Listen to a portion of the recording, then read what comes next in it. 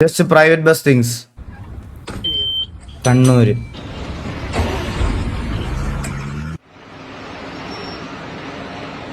അത് ശരിയല്ലേ?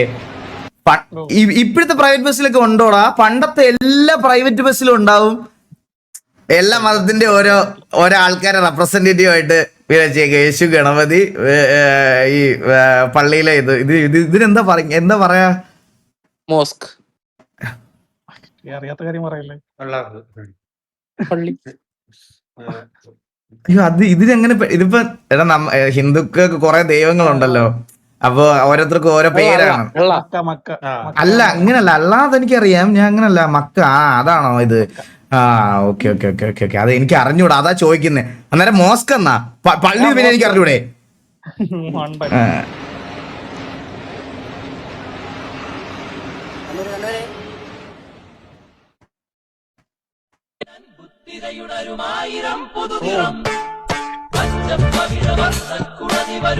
ഇതിന്റെ കൂടെ ആ സൈഡ് സീറ്റും കൂടെ കിട്ടണം.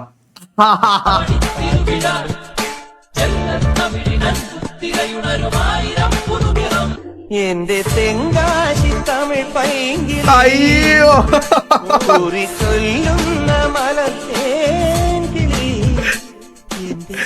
സത്യല്ലേ? പക്ഷെ ഒരു പർട്ടിക്കുലർ സമയം കഴിഞ്ഞപ്പോഴത്തേക്കിന്, അതായത് ഞാൻ കറക്റ്റ് പറയാം എപ്പോഴാന്ന്, ജിയോടെ നെറ്റ് ഫ്രീ ആയിട്ട് കിട്ടിയപ്പോ തൊട്ട് എല്ലാരും ഹെഡ്സെറ്റും ഫോണിലും സ്വന്തം പാട്ട് കേൾക്കുന്ന പരിപാടിയായി. അതുവരെ നമ്മള് വണ്ടിക്കകത്ത പാട്ടായിരുന്നു കേൾക്കുന്നത്.